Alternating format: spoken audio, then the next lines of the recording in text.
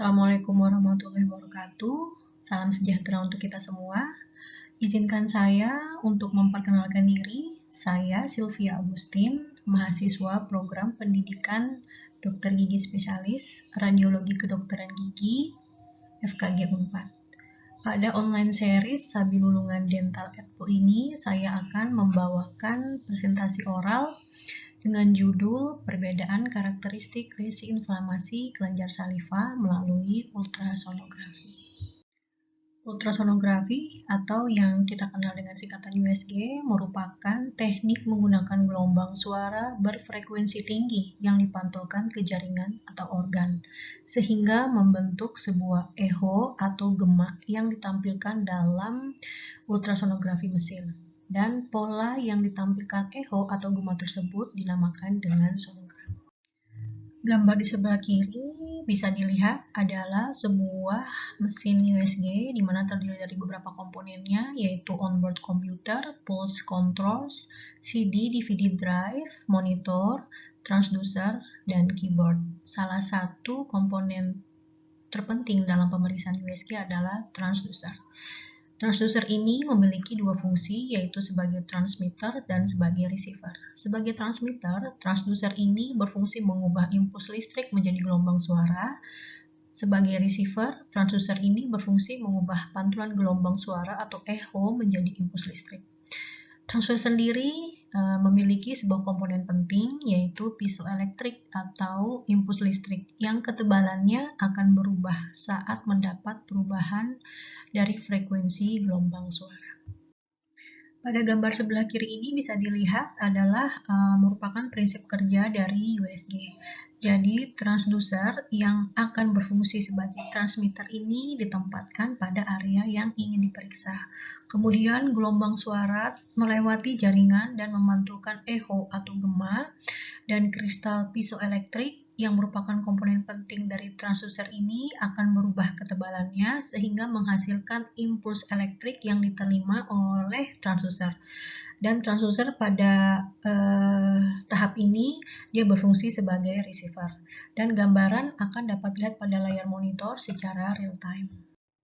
Setelah gambaran dapat dilihat di layar monitor USG, tahap selanjutnya adalah how to read USG, atau bagaimana cara kita untuk interpretasi gambaran USG atau sebuah sonogram. Jadi pada sebuah sonogram yang harus kita ketahui adalah echo intensitas atau tingkatan echo atau gema dari gelombang ultrasonik. Ada 3 jenis echo intensitas yang dapat kita lihat dari sebuah sonogram. Yang pertama adalah hypoechoic, yaitu refleksi gelombang suara rendah yang akan tampak hitam pada sonogram. Yang kedua adalah isoechoic, yaitu refleksi gelombang suaranya intermediate yang akan tampak abu-abu heterogenus pada sonogram. Dan yang ketiga adalah hyperechoic, yaitu refleksi gelombang suara tinggi yang akan tampak putih pada sebuah sonogram.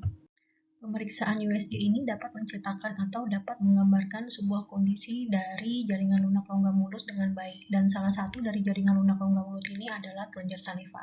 Dan penggunaan USG pada kondisi patologis kelenjar saliva ini dapat membantu dalam mendeteksi kondisi patologis yang terjadi pada kelenjar saliva. Dan beberapa kondisi patologis yang mempengaruhi kelenjar saliva ini terdapat beberapa penyebab yang berbeda-beda, bisa karena infeksi.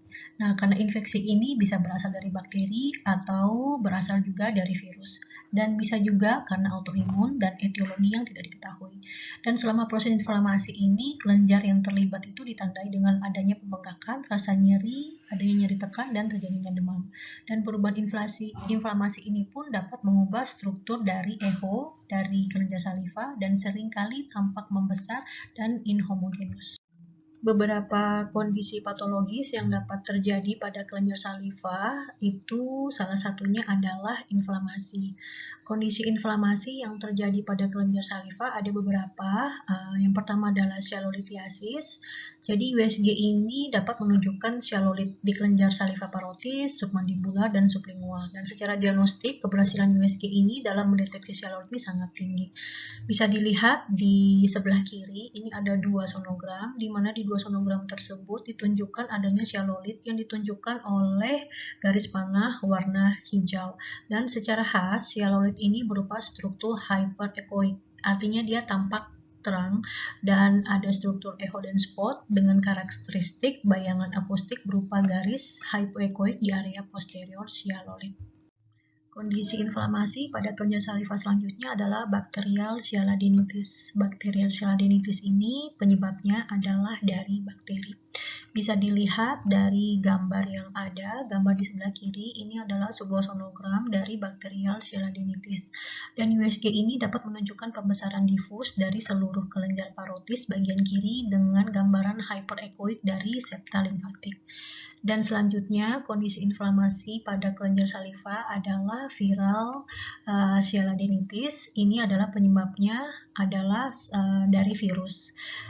Bisa dilihat pada gambar di sebelah kanan. Ini adalah sonogram menunjukkan pada umumnya pada viral sialadenitis ini menunjukkan struktur oligosialadenitis. Dan ini yang membedakan antara bakterial sialadenitis dan viral sialadenitis. Dan oligosalinitis ini dapat terjadi pada kelenjar parotis dan submandibularis pada infeksi mumps. Dan USG ini dapat menunjukkan hypoechoic septa limfatik dari kelenjar parotis dan hypoechoic dari kelenjar submandibular. Kondisi inflamasi pada kelenjar saliva selanjutnya adalah Sjögren syndrome. Sjögren syndrome ini terjadi karena autoimun. Sjögren syndrome ini biasanya di bilateral dan terdapat lesi hipoik pada kelenjar submandibular dan parotis. Dan lesi hypoechoic ini merupakan patogonomonik dari Sjögren syndrome. Lesi hypoechoic ini dapat di-scoring berdasarkan diameter lesi ini pada Sjögren syndrome. Jadi pada gambar A ini merupakan homogeneous gland dengan scoring 0. Homogeneous gland berarti dia kelenjar submandibula maupun parotisnya adalah normal. Pada gambar B dengan scoring 1 ini menunjukkan mild inhomogeneity, yaitu area hypoechoicnya 2 mm. Sedang gambar C adalah dengan scoring 2 ini menunjukkan evident homogeneity dengan area hypoic mempunyai ukuran 2 sampai 6 mm. Dan di gambar D dengan scoring 3 ini menunjukkan gross inhomogeneity dengan area hypoechoicnya berukuran 6 mm. Gambar E ini menunjukkan degenerasi kelenjar adiposa dengan scoring 4. Dia terjadi eugenisi pada jaringan adiposa dan terjadinya atrofi pada jaringan parenkim. Berikut beberapa referensi yang saya ambil. Sekian presentasi oral saya. Saya ucapkan terima kasih banyak. Wassalamualaikum warahmatullahi wabarakatuh.